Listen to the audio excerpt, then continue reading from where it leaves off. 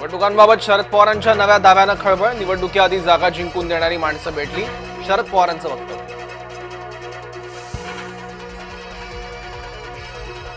पवारांना 10 महिन्यांनी का आठवलं? राहुलना भेटल्यावर पवारांचा दावा कसा?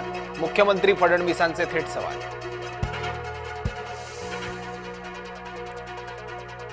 ठाकरे बंधू एकत्र आल्यास महाविकास आघाडीचं काय? पालिका निवडणुकीसाठी ठाकरेंची स्वतंत्र भूमिका.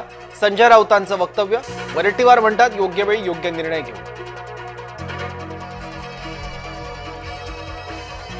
5 किलो चांदीची गदा देत आदिवासी बांधवांकडून शिंदेंचा सत्कार. उपमुख्यमंत्री एकनाथ शिंदेंची अकोल्यात भव्य सभा.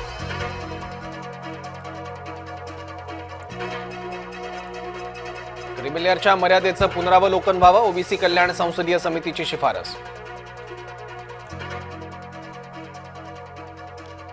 भारतानं पाकची 5 विमानं पाडली. भारतीय वायुसेना प्रमुखांचा सप्रमाण दावा.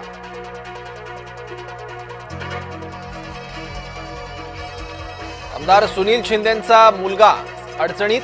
महिला शिवसैनिकांची उद्धव समर्थकाविरोधात गंभीर तक्रार.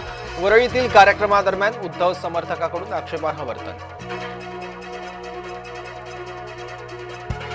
गोपीनाथ मुंडेंच्या पूर्णाकृती पुतळ्याचं अनावरण होणार. मुख्यमंत्री फडणवीसांच्या हस्ते सोमवारी होणार अनावरण. दोन्ही उपमुख्यमंत्रीही राहणार उपस्थित. रक्षाबंधनच्या दिवशी मुंबई ठाण्यात मोठी वाहतूक कोंडी. लाडक्या बहिणींसह भावांनाही वाहतूक कोंडीचा फटका.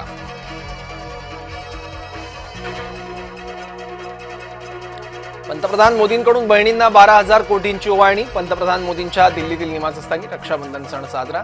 विद्यार्थ्यांनी पंतप्रधान मोदींना राख्या बांधल्या. लाडक्या बहिणींमुळे आम्ही सत्तेत. देवेंद्र फडणवीस यांचं सूचक वक्तव्य. मुंबईत लाडक्या बहिणींनी मुख्यमंत्र्यांना बांधली राखी.